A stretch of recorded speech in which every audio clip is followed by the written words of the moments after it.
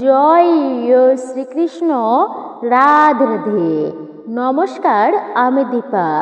দেশ ও দেশের বাইরে থেকে যে সকল দর্শকেরা এই মুহূর্তে আপনারা ভিডিওটি অন করেছেন, সবাইকে স্বাগত জানাই রায়কিশোরী দীপা তথা সনাতন ধর্মীয় তথ্যমূলক চ্যানেলে। সকলে কেমন আছেন? নিশ্চয়ই ঈশ্বরের অশেষ কৃপায় আপনারা কুশলেই আছেন। আজকের এই ভিডিওটি খুবই গুরুত্বপূর্ণ হতে চলেছে শুধুমাত্র আপনাদের জন্য। কামিকা একাদশী প্রসঙ্গে আপনারা গুরুত্বপূর্ণ বিষয় জানতে পারবেন, তাই ভিডিওটি একদমই স্কিপ করে নয়, সম্পূর্ণ মনোযোগ আর ভক্তি সহকারে শ্রবণ করুন। শ্রবণম মঙ্গলম, শ্রবণেও বিশেষ মঙ্গল সাধিত হয়। প্রতি মাসের কৃষ্ণপক্ষ ও শুক্লপক্ষে দুইটি একাদশী ব্রত পালিত হয়। প্রচলিত বিশ্বাস অনুযায়ী একাদশী ব্রত পালন করলে মোক্ষ লাভ করা যায়। প্রতিটি একাদশীর নিজস্ব পৃথক পৃথক মাহাত্ম্য রয়েছে। শ্রাবণ মাসের একাদশীও সেই তুলনায় অধিক মাহাত্ম্যপূর্ণ। শ্রাবণ মাসের কৃষ্ণপক্ষের একাদশীকে কামিকা একাদশী বলা হয়। এই কামিকা একাদশী ব্রত পালন করে শ্রীহরি বিষ্ণুর পূজা করলে কাশী ও পুষ্করে স্নান করার সমান পুণ্যফল লাভ করা যায়। এই ব্রতের প্রভাবে ব্যক্তি কুজনি থেকে মুক্তি পায়। এই তিথিতে শ্রীহরি বিষ্ণুর পূজার সময় নারায়ণকে তুলসী পত্র নিবেদন করলে সমস্ত পাপ থেকে মুক্তি পাওয়া যায়। কিন্তু আপনারা কিভাবে এই তুলসী পত্র নিবেদন করবেন, সমস্ত কিছুই জানতে পারবেন। মূলত এই একাদশী ব্রত কবে পালিত হচ্ছে, পালনের সঠিক সময় কি রয়েছে, একাদশীর মূল তিথি কখন শুরু হচ্ছে এবং কখন সমাপ্ত হবে, আপনারা কিভাবে এই ব্রতটি সুসম্পূর্ণ করবেন, অধিক পুণ্যফল প্রাপ্ত করার জন্য আপনারা এই দিনটা কিভাবে অতিবাহিত করবেন, কিভাবে ভগবানের এই দিনে পূজা অর্চনা আপনারা দেবেন, আপনারা অবশ্যই জানতে পারবেন। তবে এই বিশেষ দিনে আপনারা ভুল করেও খাবেন না এই তিনটি বিশেষ খাবার। যদি আপনারা খান তাহলে কিন্তু আপনাদের জীবনে ঘনিয়ে আসতে পারে ঘোর অমঙ্গল। আপনারা তাই সাবধান আর সতর্ক থাকবেন। জীবনে কখনোই ভালো কিছু আসবে না। আপনারা রাজার হালে থাকা অবস্থা থেকে ভিখারি পর্যন্ত হয়ে যেতে পারেন, নিঃস্ব হয়ে যেতে পারেন, আর্থিক কষ্টে ভুগবেন, এমনকি রোগ ব্যাধি কখনোই পিছু ছাড়বে না। যে সমস্ত ব্যক্তিরা এই কামিকা একাদশী ব্রত পালন করে সে জীবনের সমস্ত পাপ থেকে মুক্তি পায়। কিন্তু কিভাবেই বা এই ব্রত পালন করতে হবে? শাস্ত্র মতে যেই ব্যক্তি এই ব্রত পালন করে তাদের যমরাজের দর্শন আর কখনোই করতে হয় না। মৃত্যুর পর শ্রেষ্ঠ লোক লাভ করে সেই ব্যক্তি। তাহলে নিশ্চয়ই বুঝতে পারছেন যে এই ব্রতটা কতটা গুরুত্বপূর্ণ।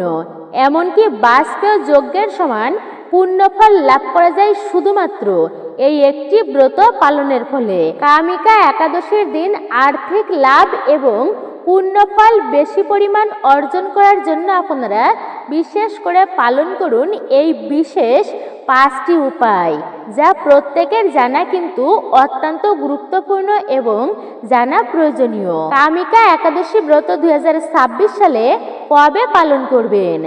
8ই আগস্ট শনিবার নাকি 9ই আগস্ট রবিবার? এবং এই একাদশী ব্রতের দিনে কি কি খাবার খাওয়া উচিত, কি কি খাবার খাওয়া উচিত নয়? শাস্ত্রে এই কামিকা একাদশী ব্রতের বিশেষ মাহাত্ম্য কথা বর্ণিত আছে। তাই আজকের এই ভিডিওতে সেই সমস্ত বিষয় নিয়েই আপনাদের সাথে আলোচনা করা হবে। পালন প্রসঙ্গে উল্লেখিত করা হবে কোন সময়ে পালন করবেন। আশা করছি আজকের এই ভিডিওর তথ্যগুলো আপনাকে উপকৃত ও সমৃদ্ধ করবে। তাই অবশ্যই আপনাকে উপকৃত ও সমৃদ্ধ করবে। আজকের ভিডিওটি খুবই গুরুত্বপূর্ণ, শুধুমাত্র আপনাদের জন্য, ভক্তপ্রাণ মানুষদের জন্য। নমস্কার, আমি দীপা। দেশ ও দেশের বাইরে থেকে যে সকল দর্শকেরা এই মুহূর্তে ভিডিওটি অন করেছেন সবাইকেই স্বাগত জানাই রায়কিশোরী দীপা তথা সনাতন ধর্মীয় তথ্যমূলক এই চ্যানেলে। আপনারা শুরু থেকে শেষ পর্যন্ত মনোযোগ সহকারে শ্রবণ করবেন কিছুক্ষণ সময় ধরে। ভালো লেগে থাকলে অবশ্যই ভিডিওতে একটি লাইক করবেন, কমেন্টে জয় শ্রী বিষ্ণুর জয় অথবা আপনার গুরুদেবের নামটি একটি বারের জন্য হলেও লিখে জানাবার জন্য বিশেষভাবে অনুরোধ জানাচ্ছি। চ্যানেলটি সাবস্ক্রাইব করে পাশে থাকা নোটিফিকেশন বেল আইকনটি অল করে দিবেন। একজন সনাতনী বোনকে আপনারা সাপোর্ট করবেন। আচ্ছা, কেন ভগবান শ্রীবিষ্ণুকে প্রসন্ন করাই হচ্ছে এই মানব জীবনের প্রকৃত উদ্দেশ্য হওয়া উচিত। এই জন্য বেদে কথায় আছে যে মানে যজ্ঞ বই বিষ্ণু। যজ্ঞের প্রধান উদ্দেশ্য হচ্ছে ভগবান শ্রীবিষ্ণুকে সন্তুষ্ট করা। আবার বলা হয়েছে অমৃতেস্য পুত্র, মানে আমরা প্রত্যেকেই সেই অমৃতের সন্তান। ভগবান শ্রীবিষ্ণুর সন্তান আমরা প্রত্যেকেই। এই জন্য আমাদের মূল উদ্দেশ্য হওয়া উচিত ভগবান বিষ্ণুকে প্রসন্ন করা। আর এই ভগবান বিষ্ণুকে প্রসন্ন করার জন্য অনেক অনেক মাধ্যম রয়েছে। যেমন শুধুমাত্র যদি কেউ কৃষ্ণ নাম করে, এতেও সেই কৃষ্ণ ভগবান শ্রীবিষ্ণু তাহার কৃপা লাভ করতে পারে সেই ব্যক্তি। যদি কোনো ব্যক্তি গরিব দুঃখীদের সেবা করে, সেটাও কিন্তু একটা সুন্দর মাধ্যম ভগবানের বিশেষ কৃপা লাভ করার জন্য। যদি কেউ যজ্ঞ করে, তাতেও বিষ্ণু কৃপা প্রাপ্ত হতে পারে। এই রকম করে যত প্রকার মাধ্যম আছে, তার মধ্যে একটি অন্যতম সহজ আর বিশেষ উপায় হচ্ছে এই একাদশী ব্রত পালন করা। আচ্ছা, কেন? অনেক প্রকার ব্রতের কথা আমরা সনাতন ধর্মে তো পেয়ে থাকি। যেমন ব্রহ্মচর্য ধর্ম পালন করা, ব্রহ্মচর্য ব্রত। জীবনে বৈবাহিক সম্বন্ধ স্থাপন করবে না, ব্রহ্মকে রক্ষা করবে, এটাই হচ্ছে ব্রহ্মচর্য। এতেও তার বিশেষ পুণ্য লাভ হয়।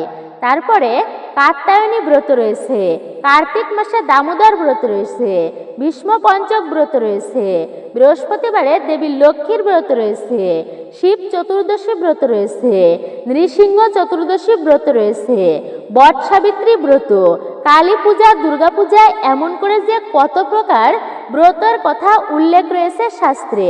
মানে অনেক অনেক ব্রত আছে সনাতন ধর্মের শাস্ত্র গ্রন্থে উল্লেখিত।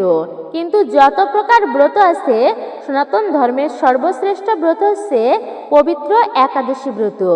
একাদশীর উপরে শ্রেষ্ঠ আর কোনো ব্রত নেই।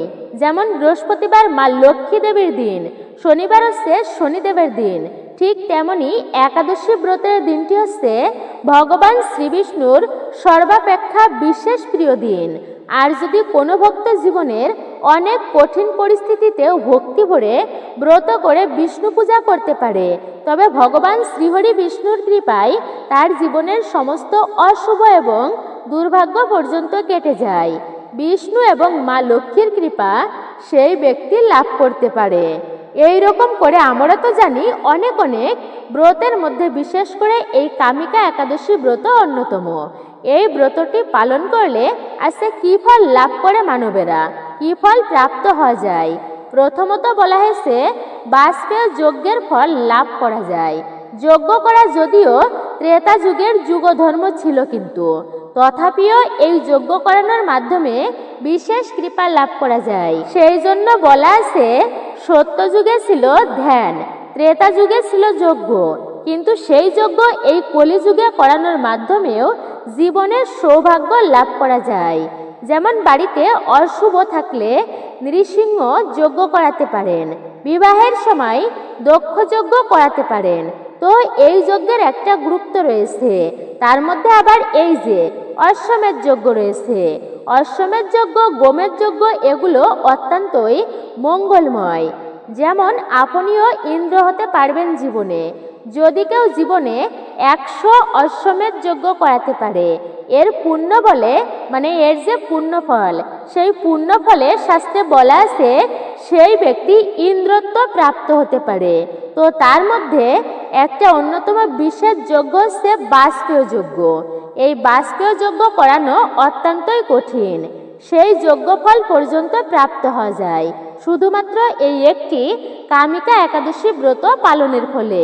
শাস্ত্রে বলা আছে এই কামিকা একাদশীর বিশেষ মাহাত্ম্যে উল্লেখিত সেই ফল পর্যন্ত লাভ হয়ে থাকে শুধুমাত্র ভক্তি ভরে এই পবিত্র কামিকা একাদশী ব্রত পালন করলে। দ্বিতীয়ত হচ্ছে মনুষ্য জীবনের এই যে ভব সমুদ্র থেকে সেই ব্যক্তি উত্তীর্ণ পর্যন্ত হতে পারে। ভাগবতে একটি কথা বলা আছে, যেই ব্যক্তি নরদেহ মানে মনুষ্য শরীর লাভ করে গুরুরূপী সুদক্ষ মাঝি বা কর্ণধার থাকা সত্ত্বেও দ্বিতীয়ত হচ্ছে মনুষ্য জীবনের এই ভব সমুদ্র থেকে সেই ব্যক্তি অনায়াসেই উত্তীর্ণ হতে পারে। ভাগবতে একটি কথাতেই বলা আছে, যেই ব্যক্তি নরদেহ মানে মনুষ্য শরীর লাভ করে গুরুরূপী সুদক্ষ মাঝি বা কর্ণধার থাকা সত্ত্বেও এই ভব সমুদ্রকে উত্তীর্ণ হবার প্রয়াস করে না, সেই ব্যক্তি আত্মঘাতী, সে নিজেকে নিজেই হত্যা করছে। তো বলা আছে এই ব্রত মাহাত্ম্যে এই ব্রত পালন করলে সেই ব্যক্তি জন্ম মৃত্যুর চক্র থেকে মুক্ত হয়ে বৈকুণ্ঠে তার গতি হয়, অর্থাৎ বৈকুণ্ঠ লাভ করতে পারে। এতটাই গুরুত্বপূর্ণ। তার থেকেও আরেকটি বিশেষ গুরুত্বপূর্ণ বিষয় হচ্ছে এই ব্রত পালন করলে ব্রহ্ম হত্যা, ভ্রূণ হত্যার মতো মহা পাপ পর্যন্ত তা বিনষ্ট হয়। ব্রহ্ম হত্যা বলা হয়েছে যারা সাধু পুরুষকে হত্যা করে, গুরুজনদেরকে হত্যা করে। এমন নয় যে আমি ইচ্ছা করে কোনো সাধুকে হত্যা করলাম, তারপরে এই ব্রত পালন করলাম, আমার সমস্ত পাপ তা কেটে যাবে, এমনটা কিন্তু নয়। যে আপনি ইচ্ছাকৃতভাবে কোনো পাপ কার্য করেছেন, সাধু হত্যা, গুরু হত্যা করেছেন, আর এসে আপনি এই ব্রত পালন করছেন, এতে যে আপনার পাপ কেটে যাবে এমন কিন্তু নয়। ভুল করেও যদি কখনো এমন দোষ লেগে যায়, জীবনে এমন পাপ লেগে যায়, সেই ক্ষেত্রে এই ব্রত পালন করলে সেই দোষ পর্যন্ত কেটে যায়। ভ্রূণ হত্যা তো আরও পাপের, যদি কেউ তার পেটের সন্তানকে হত্যা করে। এই যে বলা হয়েছে বিশেষ করে মানুষ কিন্তু অ্যাবর্শন করায়, এটি কিন্তু মহা পাপের। সাধু হত্যার কত পাপ, শাস্ত্রে বলা আছে এই ভ্রূণ হত্যা যে করে তার হাতের রান্না যেই ব্যক্তি খাবে, সেই ব্যক্তি যদি গুরুও হয় তথাপিও তাকে নরকগামী হতে হয়। ভ্রূণ হত্যার মতো মহাপাপ কোনো অবস্থাতেও করতে নেই। একটা ছোট্ট শিশুকে হত্যা করা, তো এইরকম করে ভ্রূণ হত্যা করার পাপও কিন্তু সেই ব্যক্তির জীবনে লাগবে। তারপরে ব্রহ্ম হত্যা যদি অজান্তেই কোনো দোষ লেগে থাকে, তারপরেও এই একাদশী ব্রত পালন করলে সেই সমস্ত ভয়ানক পাপ থেকে পর্যন্ত মুক্ত লাভ করা যায়। এই একাদশী ব্রতের পূর্ণ প্রভাবে মুক্ত হওয়া যায়। এতটাই গুরুত্বপূর্ণ হচ্ছে এই পবিত্র কামিকা একাদশী ব্রত। তো যদি আমরা অনেকেই জানি যে কিভাবে ব্রত পালন করতে হয় একাদশীর, তারপরেও আমরা একটুকু ছোট্টভাবেই জেনে নিই। একাদশীর আগের দিনে মূলত সংযম পালন করতে হয়। সংযমটা হচ্ছে সেই দিনে সাত্বিক খাবার গ্রহণ করতে হয়, প্রসাদ ভোজন করা উচিত, মিথ্যা বলা যাবে না, অধার্মিক কোনো কাজ করা যাবে না। অর্থাৎ সংযম ব্রত পালন করে যারা গৃহস্থ রয়েছেন, সবসময় নিরামিষ খাবার তো খেতে পারে না, তারা এই দিনটি মানে একাদশীর আগের দিন মানে দশমীর দিনে তারা বিশেষ করে মাছ মাংস রাজসিক খাবারকে বর্জন করতে হবে তাদেরকে। সেই সঙ্গে ঝগড়াদি করা উচিত নয়। খাবারের ক্ষেত্রে তো গুরুত্ব দিতেই হয়, সেই সঙ্গে অপশব্দ প্রয়োগ করা যাবে না। গালাগালি, ঝগড়া, ঝই ঝামেলা না করে একাদশীর আগের দিনটি ভক্তিময়ভাবে কাটিয়ে সংযত থাকাকেই সংযম বলে। আচ্ছা, শাস্ত্রে বলা আছে যেমন কশ্যপ তার শরীরের মধ্যে হাত পাখি গুটিয়ে নেয়, তেমনি সংযম মানে হচ্ছে নিজের খারাপ বা জাগতিক বাসনাকে নিজের মধ্যে গুটিয়ে নিতে হয়। এইভাবে করে একাদশীর আগের দিনে রাত্রি 11টার আগে খাবার খেয়ে দন্ত ধাবন করে নিতে হয়, অর্থাৎ দাঁত ব্রাশ করে নিতে হয়। এবং একাদশীর দিনটি হচ্ছে মূলত মুখ্য বিষয়। আচ্ছা, উপবাস কাকে বলে? উপমানের নিকটে আর বাস মানে বাস করা। এই দিনে ভগবানের সন্নিকটে শ্রীহরির সান্নিধ্যে কাটানো উচিত। এখন আমি ব্রত করেছি, আমি না খেয়ে আছি, ব্রত হয়ে গেল, হ্যাঁ এতে পুণ্যফল লাভ হবে, কিন্তু একাদশী ব্রতের মূল যে বিষয় ভগবান শ্রীহরি বিষ্ণুর পূজা করা, কেন এই দিনটি ভগবানের দিন? এখন যার উদ্দেশ্যে ব্রত করলাম তারই পূজা অর্চনা করা হলো না, হলো নাকি এটা? এই জন্য একাদশী ব্রত প্রসঙ্গে স্বয়ং মহাদেব মা পার্বতীকে বলেছেন, আর মা পার্বতী স্বয়ং মহাদেব তারাও ব্রত পালন করে। আবার যমরাজ যমদূতদেরকে ডেকে বললেন, হে যমদূতগণ, তোমরা শোনো, আজ থেকে যেখানে একাদশী ব্রত পালনকারীকে দর্শন করবে তাদেরকে দূর থেকে প্রণাম করে চলে আসবে। কখনো তাদেরকে এই যমলোকে তোমরা আনবে না, যেন তারা আমাদেরও প্রাণাম্য। জেনে রেখো তোমরা, এবং দেবতাদেরও দুর্লভ, তারা দেবতাদের থেকেও কিন্তু দুর্লভ, শ্রেষ্ঠ। তারা একাদশী ব্রত পালন করে যারা, বৈষ্ণব সর্বত্রই পূজিত। তারা দেবলোকে গেলেও দেবতারা তাদের সম্মান করে, ব্রহ্মলোকে গেলেও তাদের সম্মান, কেননা তারা ভগবান বিষ্ণুর উপাসক, বিষ্ণু পূজা করে তারা। এই জন্য মহাদেব মা পার্বতীকে বললেন, যারা একাদশী ব্রত পালন করবে না, অবহেলা করবে, তাদের কি হবে? স্বয়ং মহাদেব বলেছেন, যারা একাদশী ব্রতের অবজ্ঞা করবেন, একাদশী ব্রতের দিনে পঞ্চরবিশস্যর খাবার ভক্ষণ করবে, এত পাপ হয় তাদের। মৃত্যুর পরে যমদূতেরা তাদের মুখের মধ্যে লোহাকে তাপিত করে গলিয়ে ঢেলে দেয়, ভয়ানক শাস্তি দিয়ে থাকে। এই জন্য অন্যান্য দিনে সাধনা পূজা অর্চনা করলে, ধর্মকাজ করলে যে পুণ্যফল প্রাপ্ত হওয়া যায়, একাদশীর দিনে সাধনা করলে তার থেকে সহস্র গুণ বেশি পুণ্যফল লাভ হয়। এই জন্যই তো একাদশী ব্রত এতটা মাহাত্ম্যপূর্ণ আর গুরুত্বপূর্ণ। তাই আমাদের প্রত্যেকের উচিত একাদশী ব্রত পালন করা। এখন অনেকেই বলতে পারেন আপনারা যে, শুনেছি সদবা মায়েদের ব্রত করতে নেই, তাহলে নাকি স্বামী সন্তানের অকল্যাণ হয়, অমঙ্গল হয়, আয়ু কমে যায়। এটা কতটুকু সত্য হতে পারে? এটা একদমই ঠিক নয়। কিন্তু অনেকেই বলেন, কেন সদবা মায়েরা ব্রত করবে, বিধবা মায়েরা ব্রত করবে? তো আপনাদেরকে বলি, সদবা কিংবা বিধবা, ছেলে কিংবা মেয়ে, যুবক যুবতী সকলেই কিন্তু এই ব্রত পালন করতে পারবে। একাদশীর দিন পঞ্চরবিশস্য গ্রহণ করলে মহা পাপের ভাগী হতে হয়। সর্বোত্তম হচ্ছে মূলত নির্জলা ব্রত করা, জলফোঁটা পর্যন্ত গ্রহণ করা যাবে না। যারা পারবেন আপনারা নির্জলা ব্রত করবেন, এতে ব্রতের সম্পূর্ণ ফল লাভ হয়। কিন্তু যে সমস্ত ব্যক্তিরা নির্জলা ব্রত আপনারা করতে পারবেন না, তারা কি করবেন? আপনারা বিশেষ করে ফলমূল গ্রহণ করতে পারেন।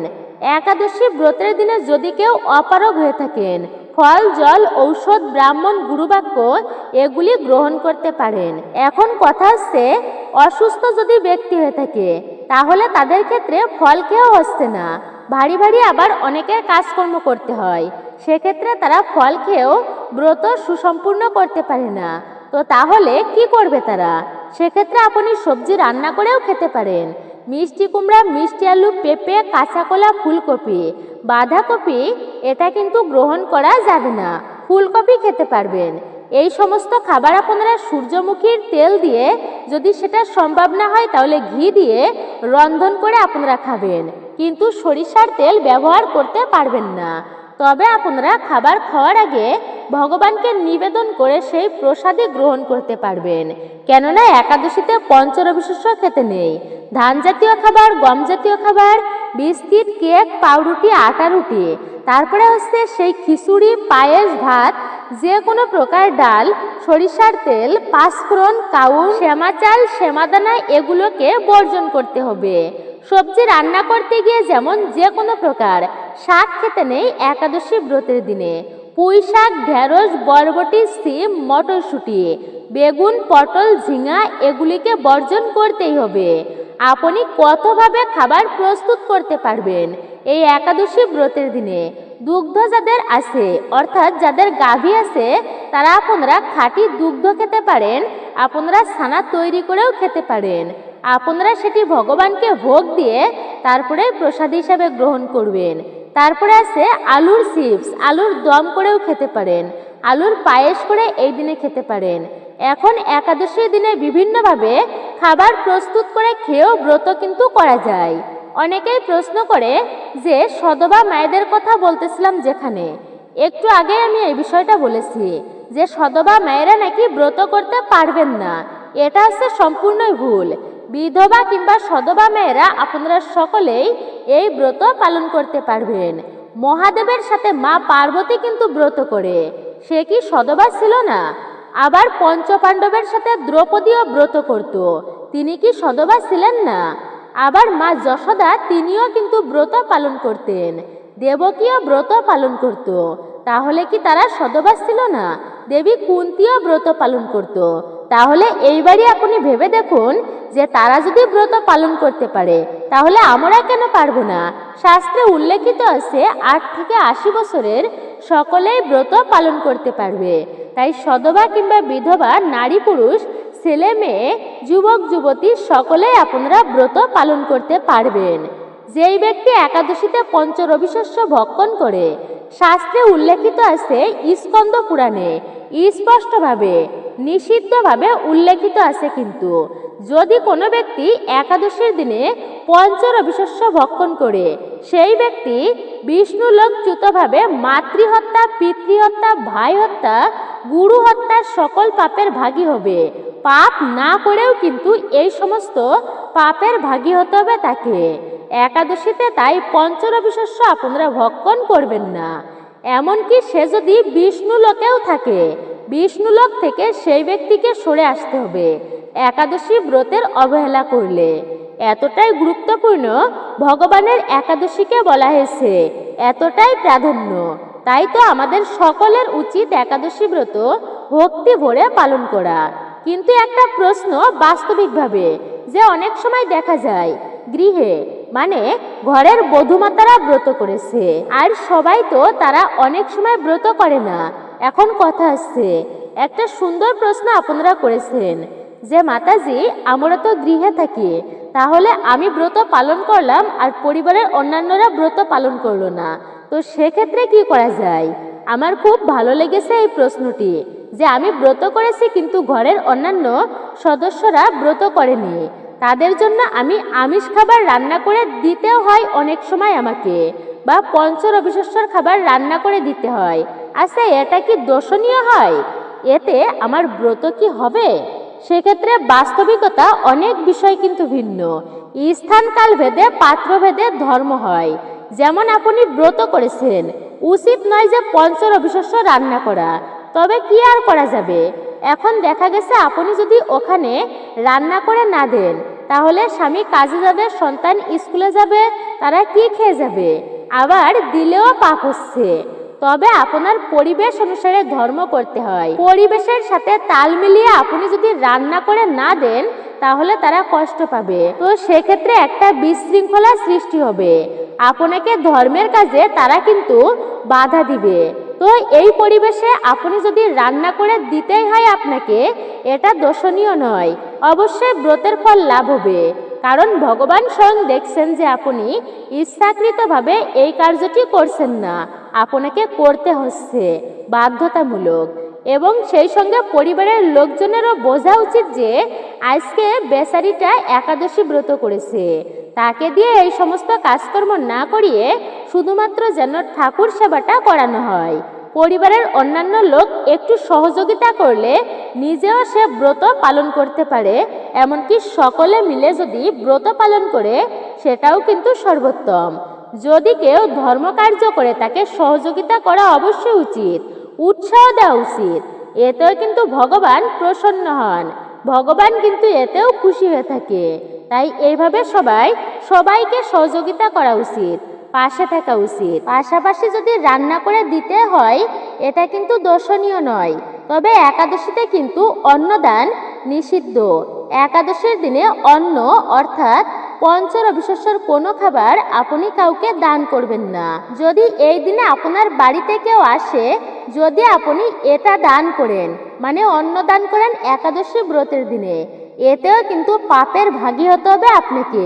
পাশাপাশি হচ্ছে একাদশীর দিনে যে কাজগুলো একেবারেই করতে নেই, তার মধ্যে একটা কাজ হচ্ছে অবশ্যই লক্ষ্য রাখবেন। যেমন সবজি আদি কাটতে গিয়ে, অর্থাৎ একাদশী ব্রতের দিনে আপনারা যারা পারবেন না ফলমূল আহার করে, তারা সবজি রন্ধন করে খাবেন। তো সেই ক্ষেত্রে সবজি কাটতে গিয়ে যদি হাত পা কোথাও কেটে যায় তাহলে কিন্তু এটি বিশেষ অমঙ্গল ও অশুভ বলা হয়েছে। একাদশীর দিনে শরীর থেকে যদি রক্তক্ষরণ হয়, এতে কিন্তু ব্রতের সম্পূর্ণ ফল কখনোই লাভ হয় না, ব্রতে দোষ লাগে।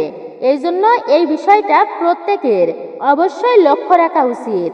যেন একাদশীর দিনের শরীর থেকে কোনোভাবে রক্ত না ঝরে। এটি বিশেষ করে লক্ষণীয়। এতে কিন্তু ব্রতের ফল ক্ষীণ হয়ে থাকে। আমরা একাদশী ব্রত করি, কিন্তু সংযত থাকি না। কিন্তু এই দিনে নিন্দা করি অপরকে, অপশব্দ প্রয়োগ করতে নেই একাদশীর দিনে। তাহলে এটা কিন্তু বিশেষ ব্রতে আপনার দোষ লাগবে। আপনি যে কষ্ট করে ব্রতটা পালন করছেন, তাহলে এই ব্রতটা আপনার বিফলে যাবে। একাদশীর মতো পবিত্রতম দিনে যেই ব্যক্তি অপশব্দ প্রয়োগ করে, এটা কিন্তু বিশেষ অপরাধের এবং অমঙ্গলের বলা হয়েছে। এমনটা করা উচিত নয়। পাশাপাশি এই দিনে আপনারা তেমন কিছু করতে না পারলেও বাড়িতে বিশেষ করে যদি পারেন 108টা তুলসী পত্র দিয়ে নৃসিংহদেবের চরণে নিবেদন যদি করতে পারেন, বা একটি তুলসী পত্রের মালা তৈরি করে ভগবান শ্রীহরি বিষ্ণুকে নিবেদন করতে পারেন, তবে এটি সর্বমঙ্গলময় বলা হয়েছে। একাদশীর দিনে তুলসী চয়ন করা উচিত নয়। একাদশীর আগের দিনে তুলসী চয়ন করে রাখবেন।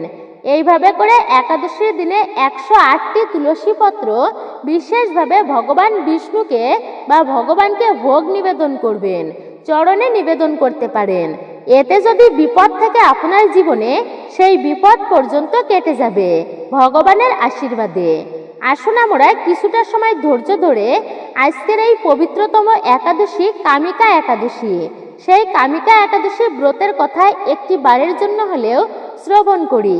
ধৈর্য ধরে শ্রবণ করুন, কেননা এর ফলে অনেকাংশে একটুকু হলেও এই ব্রতের আপনারা ফল অবশ্যই পাবেন। কখন পালন করবেন, পালন মন্ত্র কি রয়েছে, আর আপনারা বিশেষ করে জানবেন যে কোন খাবারগুলি ভুলেও আপনারা এই দিনে খাবেন না।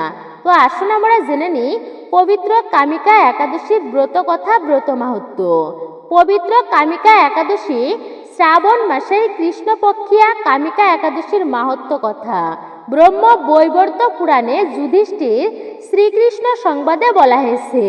যুধিষ্ঠির মহারাজ শ্রীকৃষ্ণকে বললেন, হে গোবিন্দ, হে বাসুদেব, শ্রাবণ মাসের কৃষ্ণপক্ষের একাদশীর নাম এবং মাহাত্ম্য সবিস্তারে আমার কাছে বর্ণনা করুন। তা শুনতে আমি অত্যন্তই কৌতূহলী ও আগ্রহী। প্রত্যুত উত্তরে ভগবৎ বৎসল ভগবান শ্রীকৃষ্ণ বললেন, হে রাজন, পূর্বে দেবর্ষি নারদ প্রজাপতি ব্রহ্মাকে এই প্রশ্নটাই করেছিলেন। তিনি যে উত্তর প্রদান করেছিলেন আমি এখন সেই কথাই বলছি। আপনি মনোযোগ সহকারে তা এবার শ্রবণ করুন। এক সময় ব্রহ্মার কাছে ভক্ত শ্রেষ্ঠ নারদ জিজ্ঞাসা করলেন, হে ভগবান, শ্রাবণ মাসের কৃষ্ণপক্ষে একাদশীর নাম কি? এর আরাধ্য দেবতা কে? সেই ব্রতের বিধি বা কি এবং কি রকম, এবং এই ব্রতের ফলে কি কি পুণ্য লাভ হয়, তা সবিস্তারে আমি জানতে ইচ্ছা করি। আপনি কৃপা করে আমাকে তা জানালে আমার জীবন ধন্য হবে। শ্রী নারদ বললেন। এই কথা শুনে ব্রহ্মা অত্যন্তই সন্তুষ্ট হলেন। তিনি বললেন, হে বৎস, জগৎ জীবের মঙ্গলের জন্য আমি তোমার প্রশ্নের যথাযথ উত্তর দিচ্ছি, তুমি তা শ্রবণ করো। শ্রাবণ মাসের কৃষ্ণপক্ষে একাদশী কামিকা নামে জগতে প্রসিদ্ধা। এই একাদশীর মাহাত্ম্য শ্রবণে বাষ্পীয় যজ্ঞের ফল লাভ হয়। ভগবান শ্রীহরির পূজা অর্চনায় অপরিমিত পুণ্যফল লাভ হয়। গঙ্গা, গোদাবরী, কাশী, নৈমিষারণ্য, পুষ্কর ইত্যাদি তীর্থ দর্শনের সমস্ত ফল একমাত্র কৃষ্ণ পূজার মাধ্যমে কোটি গুণ লাভ করা যায়। সাগর ও অরণ্যযুক্ত পৃথিবীদানের ফল, দুগ্ধবতী গাভীদানের ফল অনায়াসেই এই ব্রত পালনে লাভ হয়। যারা পাপ পুণ্য সাগরে নিমগ্ন, এই ব্রত তাদের উদ্ধারের একমাত্র নৌকাস্বরূপ। এইরকম পবিত্র পাপনাশক শ্রেষ্ঠ ব্রত আর জগতে নেই। শ্রীহরি স্বয়ং এই ব্রত মাহাত্ম্য কীর্তন করেছেন। রাত্রি জাগরণ করে যারা এই ব্রত পালন করেন, তারা কখনোই দুঃখ দুর্দশা প্রাপ্ত হয় না। এই ব্রত পালনকারী কখনো নিম্ন যৌনি প্রাপ্ত হয় না। কেশবপ্রিয়া তুলসী পত্রে যিনি শ্রীহরির পূজা করেন, পদ্মপাতায় জলের মতো তিনি পাপে নির্লিপ্ত থাকেন। তুলসী পত্র দিয়ে বিষ্ণু পূজায় ভগবান যেমন সন্তুষ্ট হন, মণিমুক্তাদি মূল্যবান রত্নের মাধ্যমেও তেমন প্রীত হন না।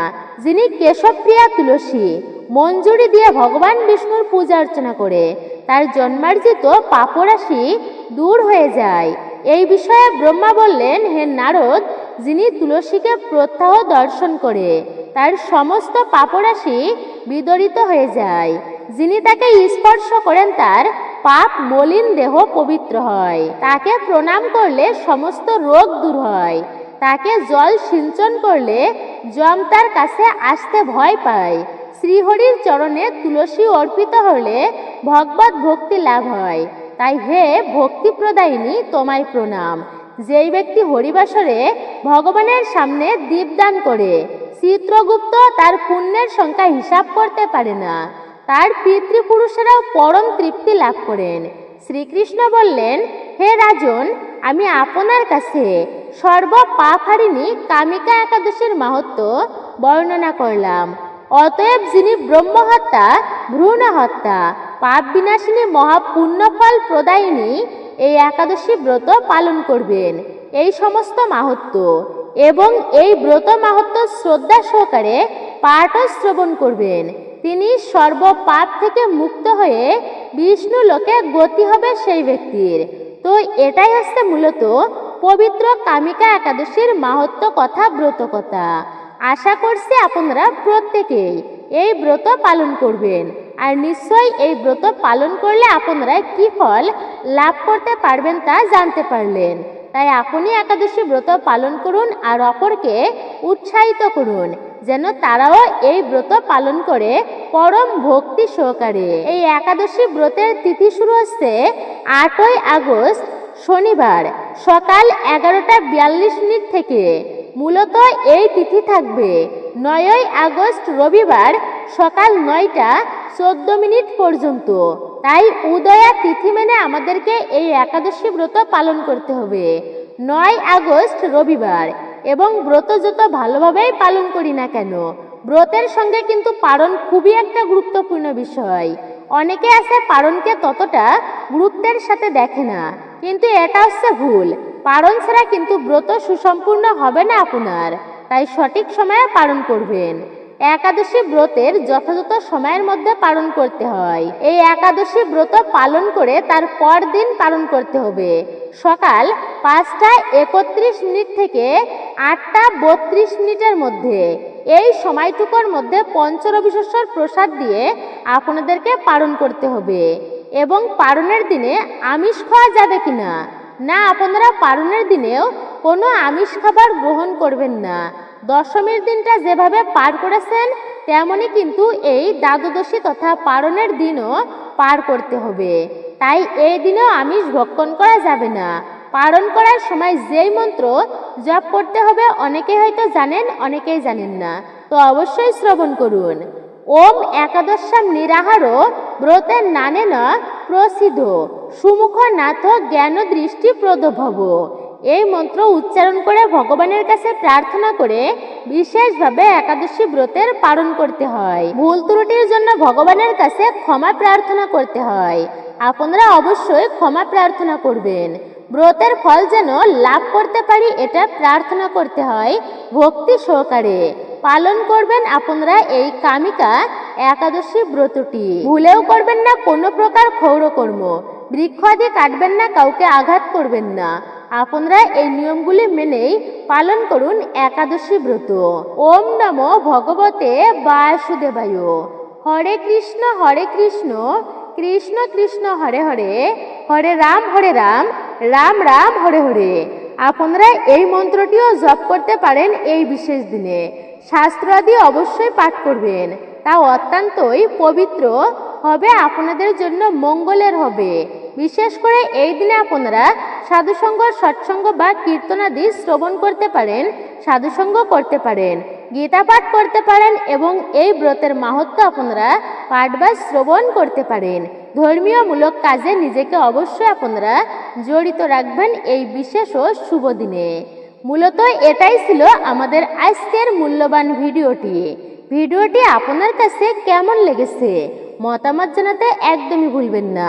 আর আপনি যদি রায়কিশোরী দীপা তথা এই চ্যানেলের নতুন দর্শক হয়ে থাকেন, বিনীত অনুরোধ করছি চ্যানেলটি অবশ্যই সাবস্ক্রাইব করুন, পাশে থাকা নোটিফিকেশন বেল আইকনটি অল করে দিন। একজন সনাতনী বোনকে আপনারা সাপোর্ট করবেন আমি আশা রাখছি ধর্মীয় যাত্রায়। সকলে ভালো থাকুন, সুস্থ থাকুন, পরম করুণাময় ঈশ্বরের অশেষ কৃপায় আবারও আপনাদের সাথে কথা হবে নতুন কোনো বিষয় প্রসঙ্গ নিয়ে। নতুন পুরাতন সকল দর্শককেই অসংখ্য ধন্যবাদ।